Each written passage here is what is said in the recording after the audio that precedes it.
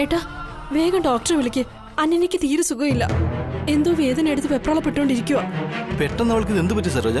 എന്താന്ന് എനിക്ക് അറിയില്ല. വയറിൽ അമർത്തിക്കൊണ്ട് കരയുവാ. വേഗം ഡോക്ടറെ വിളിക്ക്. ശരി, ഞാൻ ഇപ്പൊ ഡോക്ടറെ വിളിക്കാം. നീ അവളുടെ അടുത്തേക്ക് അല്ലേ? രാജി, ഈ അനന്യക്ക് ഇത്ര പെട്ടെന്ന് ഇത് എന്താ സംഭവിച്ചേ? ഞാനെങ്ങനെ അറിയാനാ? അതല്ല രാജി, സരോജത്തിന് നമ്മൾ വിഷം കൊടുത്തതല്ലേ, അതുപോലെ ഈ അനന്യക്കും കൂടി. നിങ്ങൾ എന്തൊക്കെയാണ് ഈ പറയുന്നത്? കാണുന്നവർക്കൊക്കെ വിഷം കലക്കി കൊടുക്കുന്ന ഒരാളായിട്ടാണോ എന്നെ കാണുന്നത്? അതല്ല രാജി, സരോജത്തിന് കൊടുത്ത വിഷം ബൈ മിസ്റ്റേക്കിൽ അനന്യ കഴിച്ചോന്നാ ചോദിച്ചേ.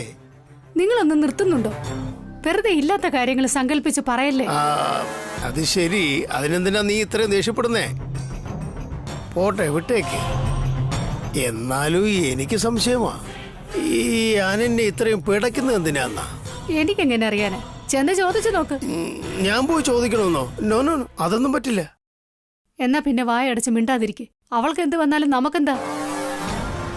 സരോജ വെപ്രാളത്തോട് പറയുന്നത് കേട്ടാ തോന്നും അനന്യക്കെന്തോ മാറാരോഗമാണെന്നാണ്. ഒരുപക്ഷെ അവൾ മരണപ്പെട്ടാലും ആശ്ചര്യമില്ല.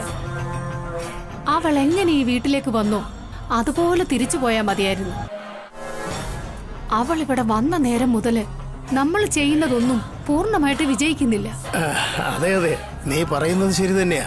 അവൾക്ക് എന്തെങ്കിലും പറ്റിയാൽ നമുക്ക് നല്ലത് തന്നെയാ, അല്ലേ?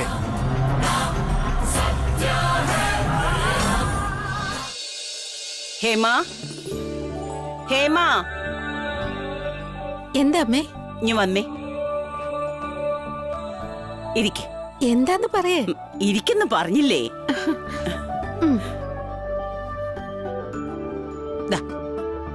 ഈ ഫോട്ടോകളിൽ ഏത് പെണ്ണിനെയാ ഇഷ്ടപ്പെട്ടത്? അമ്മേ, ഇതൊക്കെ ആരുടെ ഫോട്ടോയാ?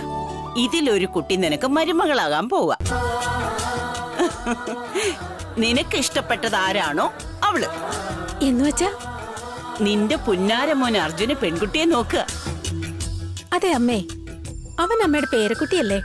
എന്റെ പുന്നാര ചെറുമോന് പെണ്ണ് നോക്കാന്ന് പറയുന്നതിൽ എന്താ തെറ്റ്? പേരക്കുട്ടിയാ, അതുകൊണ്ടാ ഇത്ര അഹങ്കാരം അവന്. അവന്റെ പിടിവാശി ഉത്തരവാദിത്വം ഇല്ലായ്മയെ അവസാനിപ്പിക്കാനാ അവനെ കൊണ്ട് പെണ്ണ് കെട്ടിക്കുന്നത്. പറ, ഈ പെൺകുട്ടികളില് ആരെയാ നിനക്ക് ഇഷ്ടപ്പെട്ടത്? എല്ലാ ഫോട്ടോസും നല്ലതാണല്ലോ അമ്മേ. എന്നാൽ ഇന്നത്തെ കാലത്തൊരു ഫോട്ടോ മാത്രം കണ്ടിട്ട് മരുമകളെ തിരയുന്നത് കഷ്ടമാണ്. എന്താന്ന് വെച്ചാൽ ഇതിലവരുടെ മുഖം മാത്രമേ അറിയൂ. അവരുടെ മനസ്സ്, ഗുണം, സ്വഭാവം ഇതൊന്നും അറിയാൻ പറ്റില്ലല്ലോ. കൊള്ളാവല്ലോ, മരുമകളുടെ കാര്യത്തില് വലിയ ഇൻട്രസ്റ്റ് ആണല്ലോ. നമ്മുടേതൊരു സന്തുഷ്ട കുടുംബം. അതുകൊണ്ട് ഈ വീട്ടിലേക്ക് വരുന്ന മരുമകളുടെ മനസ്സും അങ്ങനെയുള്ളതായിരിക്കണം. അത് സത്യവാ. വരുന്ന പെൺകുട്ടി നല്ലവളായിരിക്കും. നിന്നെ എനിക്ക് കിട്ടിയില്ലേ അതുപോലെ. അതല്ലേ, ഞാനൊരു നല്ല മരുമകളാണെന്നതിലുപരി അമ്മ ഒരു നല്ല അമ്മായിയമ്മയാ. അമ്മായിയായിട്ടല്ല, ഒരമ്മയുടെ സ്ഥാനത്ത് നിന്നാ എന്നെ നോക്കുന്നേ. അമ്മയെ പോലെ സ്നേഹിക്കുന്നുണ്ട്. നീ എന്നെ അമ്മയെ പോലെ തന്നെയല്ലേ കാണുന്നത്? അത് നിന്റെ വലിയ മനസ്സാ. ഇതിൽ നിന്ന് ഒരു പെൺകുട്ടിയെ കണ്ടുപിടിക്കണം. ഇല്ലെങ്കിൽ നിന്റെ മോൻ ആരെങ്കിലും വിളിച്ചോണ്ട് വന്ന് ഇവളെ ഞാൻ കല്യാണം കഴിക്കൂന്ന് നമ്മളോട് വാശി പിടിക്കും. അങ്ങനെ നടക്കുന്നതിന് മുമ്പ് നമ്മൾ തന്നെ കല്യാണം കഴിപ്പിക്കുന്നതല്ലേ നല്ലത്? മുത്തശ്ശി, എന്തിനാ അങ്ങനെ പറയുന്നേ? അല്ല, അർജുൻ അവനായിട്ട് ഏതെങ്കിലും പെണ്ണിനെ നോക്കുന്നുണ്ടെങ്കിൽ അവൻ നോക്കട്ടെ, അതിലിപ്പോ എന്താ തെറ്റ്? എല്ലാവർക്കും അവരുടേതായ ഓരോരോ ഇഷ്ടങ്ങളില്ലേ? ആർക്കറിയാം, ഇനിയിപ്പോ അവനെങ്ങാനും. കരൺ, മിണ്ടരുത്. നിനക്കൊന്നും അറിയില്ല. ആരാ എന്താന്നറിയാതെ ഒരു പെണ്ണിനെ അങ്ങനെ മരുമകളാക്കാൻ പറ്റില്ല. നമ്മുടെ കുടുംബത്തിന് ചേർന്ന ഒരു നല്ല പെൺകുട്ടിയായിരിക്കണം. കല്യാണമെന്ന് വെച്ചാൽ വെറുതെ രണ്ട് മനസ്സുകൾ തമ്മിൽ ചേരുന്ന ഒരു പ്രക്രിയ അല്ല. രണ്ട് കുടുംബങ്ങൾ ഒന്നിച്ചു ചേരുന്ന ഒരു ബന്ധം കൂടിയാണ്. അർജുന് തനിക്ക് ഇഷ്ടപ്പെട്ട ഒരു പെണ്ണിനെ കണ്ടുപിടിക്കാനുള്ള കഴിവുണ്ടായിരിക്കാം. പക്ഷേ നല്ല സ്വഭാവമുള്ള കുട്ടിയെ തിരഞ്ഞെടുക്കാനുള്ള കഴിവ് അവനില്ല. അതുകൊണ്ട് അവൻ നമ്മൾ കണ്ടുപിടിക്കുന്ന കുട്ടിയെ കല്യാണം കഴിക്കണം. അല്ല മുത്തശ്ശി, അർജുൻ കൊച്ചുകുട്ടിയൊന്നും അല്ലല്ലോ. അവന് വേണ്ടി എന്തിനാ പെണ്ണന്വേഷിക്കുന്നേ? അവൻ തന്നെ ആരെങ്കിലും സ്നേഹിച്ച് ഏതെങ്കിലും അമ്പലത്തിൽ വെച്ച് താലിയും കെട്ടി നമ്മുടെ മുമ്പേ വന്ന് നിൽക്കും. ഇവളാണ് എന്റെ ഭാര്യ, ഇവളെ ഞാൻ കല്യാണം കഴിച്ചു, ഞങ്ങളെ അനുഗ്രഹിക്കണേന്ന് അവൻ ചോദിക്കും. ചിത്ര, ഇപ്പൊ തന്നെ ഇവന്റെ വിഷയത്തിൽ പ്രശ്നങ്ങൾ ഉണ്ടായിരിക്കാം. അർജുന് നല്ലൊരു പെൺകുട്ടിയെ കണ്ടുപിടിച്ചില്ലെങ്കിൽ പ്രശ്നം ഈ വീടിനാ. അല്ലെങ്കിലേ ഒരു തവണ അനുഭവിച്ചു, ഇനിയും അത് തന്നെ അനുഭവിക്കണോ?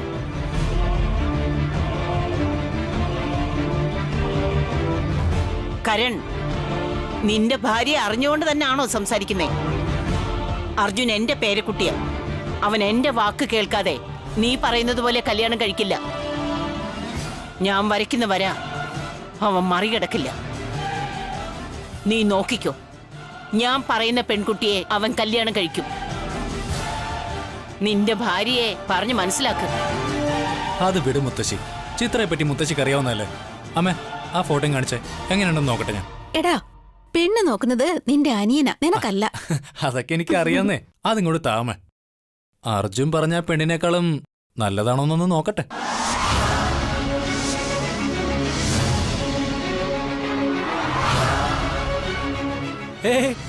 Hold on, hold on.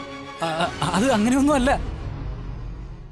അത് എന്തെന്ന് വെച്ചാ അർജുൻ എപ്പോഴും പറയാറുണ്ട്, ഞാൻ കെട്ടാൻ പോകുന്ന പെണ്ണ് അങ്ങനെ ആയിരിക്കണം, ഇങ്ങനെ ആയിരിക്കണം എന്നൊക്കെ. ആ ഒരു അർത്ഥത്തിലാണ് ഞാൻ പറഞ്ഞേ.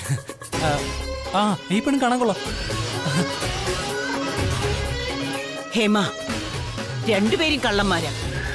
ഇവര് പറയുന്നത് വിശ്വസിക്കരുത്. ആദ്യം നിന്റെ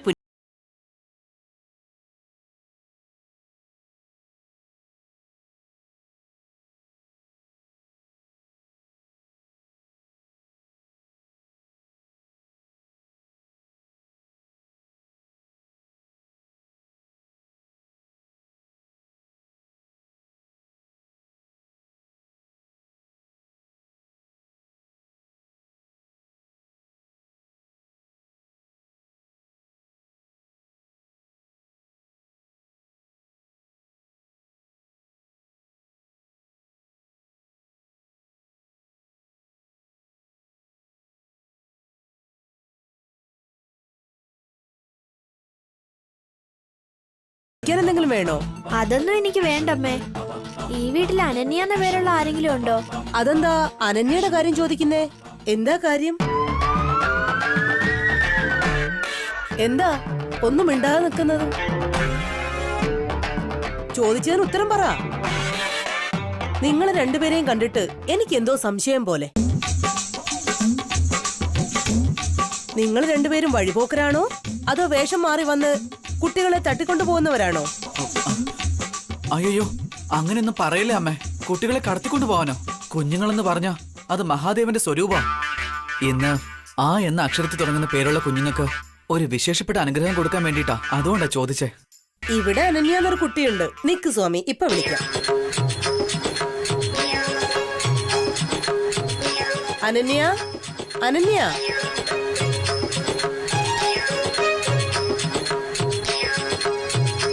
വാ മോളെ അനന്യേ.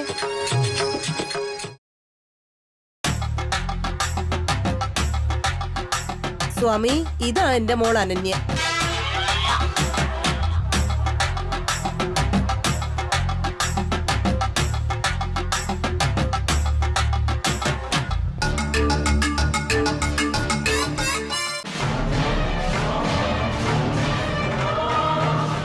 കുറച്ചൊന്ന് സമാധാനപ്പെടുമ്പോളെ, ഡോക്ടർ ഉടനെ ഇങ്ങ് എത്തും. എല്ലാം ശരിയാകും. എന്താ ഡോക്ടർ വരുന്നെന്നോ? അദ്ദേഹം എന്തിനാ? ഡോക്ടർ വിചാരിച്ചാൽ ശരിയാവുന്ന അസുഖമല്ല ഇത്. ഇത് ഞാൻ എങ്ങനെ അദ്ദേഹത്തോട് പറയും എന്നെ ഈശ്വര? ഇപ്പൊ ആ ഡോക്ടറിന്റെ കയ്യിൽ നിന്ന് ഞാൻ എങ്ങനെ രക്ഷപ്പെടും? അദ്ദേഹത്തിന് എന്റെ വേദന മനസ്സിലാവോ?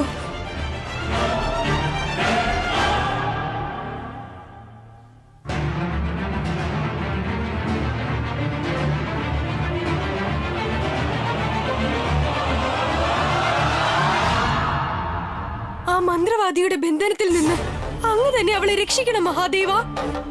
അനന്യ കഷ്ടപ്പെടുന്നത് എനിക്ക് കണ്ടു നിൽക്കാനാവില്ല. അവിടെയുള്ള മനുഷ്യർക്ക് അവളുടെ വേദന എന്തെന്നറിയില്ല. അങ്ങേക്ക് മാത്രമേ അവളെ രക്ഷിക്കാനാകൂ.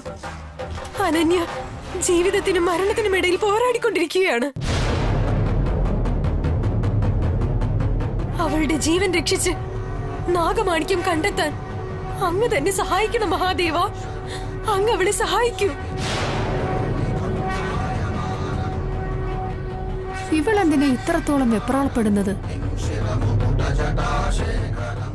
ഡോക്ടർ വരുന്നതിന് മുമ്പ് മരിച്ചുപോയാ ഈ വീടിന്റെ ശനിയെങ്കിലും മാറിക്കിട്ടും.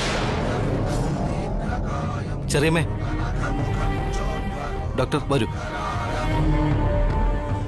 കണ്ടില്ലേ ഡോക്ടർ, അവൾ എന്തുമാത്രം വേദനിക്കുന്നു. നിങ്ങളിങ്ങനെ വിഷമിക്കണ്ട, ഞാൻ എന്തായാലും എത്തിയില്ലേ, ഞാൻ നോക്കിക്കോളാം.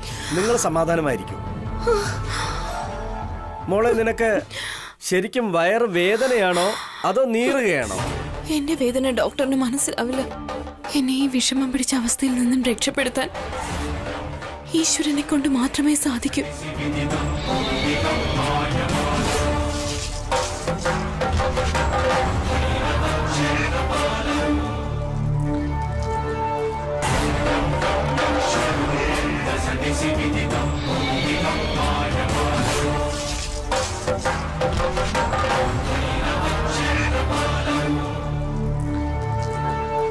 എന്തു പറ്റി ഡോക്ടർ?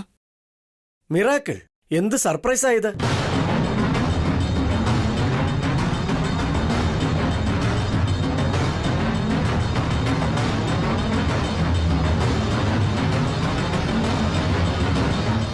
ഇവരുടെ പൾസ് റേറ്റ് വ്യത്യസ്തമായിരിക്കുന്നു.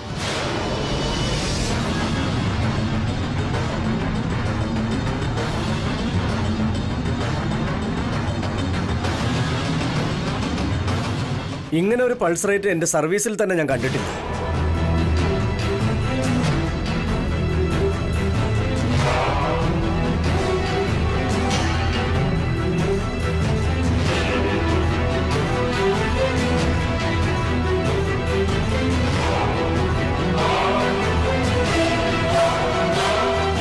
സ്വാമി, ഈ ചെടിയുടെ ഇലകൾ എങ്ങനെ കരിയുന്നുവോ അതുപോലെ ആ നാഗകന്യക അവിടെ മരിച്ചോണ്ടിരിക്കുകയായിരിക്കും അല്ലേ? അതെ രുദ്ര, ഇപ്പോ ആ നാഗകന്യകയുടെ ജീവൻ മരണസമയം കാത്തിരിക്കുകയാണ്. മരിക്കും, അവൾ മരിച്ചിരിക്കും. സ്വാമി, എനിക്കൊരു ആഗ്രഹമുണ്ട്, നിറവേറ്റി തരാമോ? ജയ് മഹാകാല! രുദ്ര, നീയാണ് എന്റെ പ്രിയപ്പെട്ട ശിഷ്യൻ, പരമഭക്തൻ. നിന്റെ ആഗ്രഹം അതെന്തായാലും ഞാൻ നിറവേറ്റും. പറയ, എന്താണ് നിന്റെ ആഗ്രഹം? അന്ന് നാഗകന്യകയുടെ മുഖം കാണണമെന്ന് ആഗ്രഹിച്ചപ്പോ ആ തൃശൂലം അതിന് തടസ്സമായി വന്നു സ്വാമി. എന്നാൽ ഇപ്പോ അവൾ മരിച്ചുകൊണ്ടിരിക്കുകയാണ്. ഇപ്പോഴെങ്കിലും നമ്മളോട് പ്രതികാരം ചെയ്യാൻ വന്ന ആ നാഗകന്യകയെ എനിക്ക് കാണണം. അവള് വേദന കൊണ്ട് പിടഞ്ഞ് പിടഞ്ഞ് മരിക്കുന്നത് എന്റെ കണ്ണുകൾ കൊണ്ട് കാണണം സ്വാമി. എനിക്കത് അങ്ങയുടെ ശക്തി കൊണ്ട് കാട്ടിത്തരൂ. അത്രയുള്ളോ? കാണിക്കാം. ജയ് മഹാകാല!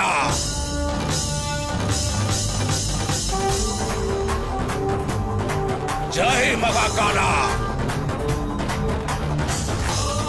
ജയ് മഹാകാല!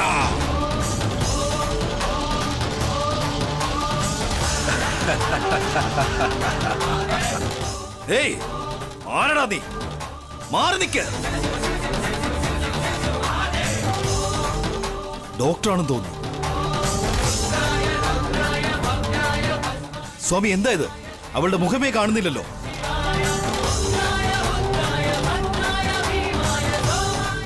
അവൾ മറിഞ്ഞിരിക്കുകയാണ്. സമാധാനപ്പെടൂ രുദ്ര, സമാധാനിക്കൂ. അവൾ മരിച്ചിരിക്കും. ഇത് ഞാൻ നിനക്ക് തരുന്ന വാക്കാണ്.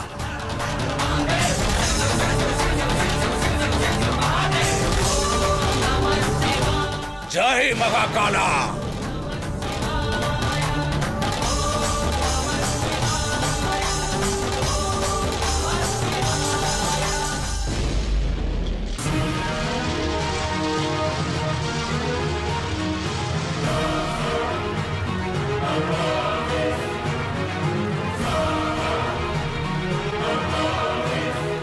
സ്വാമി, എന്തുപറ്റി?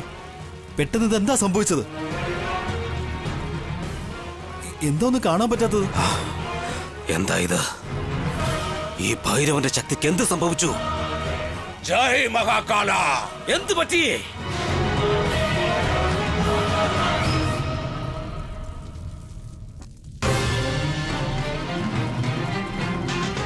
അന്യായം, വലിയ അന്യായം നടന്നു രുദ്ര.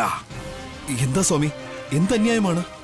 ഇനിയുള്ള 24 മണിക്കൂർ നേരത്തേക്ക് എന്റെ ദിവ്യദൃഷ്ടി ഉപയോഗിക്കാൻ സാധിക്കില്ല രുദ്ര. എന്തുപറ്റി? അങ്ങയുടെ ശക്തിയിൽ അങ്ങയുടെ കൈവിട്ട് പോയെന്നോ? ഇല്ല, ഞാൻ നേടിയ ശക്തികളെല്ലാം എന്നിൽ തന്നെയുണ്ട്. അപ്പോ ദൂരക്കാഴ്ച നഷ്ടപ്പെട്ടു എന്ന് പറഞ്ഞതോ? എന്താ, എന്തുപറ്റി സ്വാമി? ഈ ദൃഷ്ടികളുടെ രാജാവായ സൂര്യൻ, അധിപതി സ്ഥാനത്തിരിക്കുന്ന സൂര്യൻ ഇപ്പോൾ വൃശ്ചിക രാശിയിൽ നിന്ന് ശനിയുടെ മൂലരാശിയായ മകരരാശിയിലേക്ക് പ്രവേശിച്ചിരിക്കുകയാണ്. ഈ സമയത്ത് എന്റെ ദിവ്യദൃഷ്ടി പ്രവർത്തിക്കില്ല രുദ്ര. 24 മണിക്കൂർ കഴിയുമ്പോൾ ആ സൂര്യൻ മകരരാശിയിൽ നിന്നും കുംഭരാശിയിലേക്ക് മാറും. അപ്പോഴെന്റെ ദിവ്യദൃഷ്ടി പ്രവർത്തിക്കാൻ തുടങ്ങും രുദ്ര. അതുവരെ സംഭവിക്കുന്ന കാര്യങ്ങൾ മനസ്സിലാക്കാൻ പ്രയാസമായിരിക്കും. നമ്മൾ ഇനി എന്ത് ചെയ്യും സ്വാമി? ആ നാഗകന്യയുടെ മരണസമയത്ത് തന്നെ അവള് മരണപ്പെട്ടു എന്ന് നമ്മൾ എങ്ങനെ അറിയും? എങ്ങനെ അറിയും സ്വാമി? എന്തിനാണ് നീ ഇങ്ങനെ തിടുക്കം കാണിക്കുന്നത് രുദ്ര? ഇതാ ഇവിടെ ഇരിക്കുന്ന ഈ ചെടിയില്ലേ, പൂർണ്ണമായും കരിഞ്ഞുണങ്ങിയാൽ ആ നാഗകന്യകയുടെ ജീവൻ പൊലിഞ്ഞു എന്ന് കരുതിക്കോ.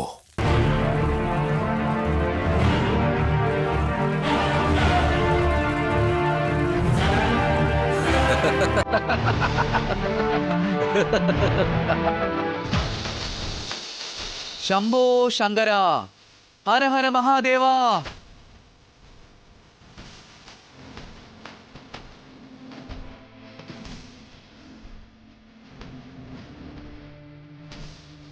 ഓം നമഃശിവായ.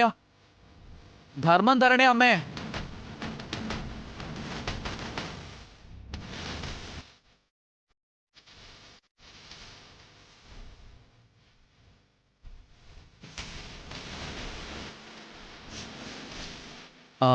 അമ്മയുടെ വീട്ടില് അനന്യ എന്ന പേരുള്ള ആരെങ്കിലും ഉണ്ടോ?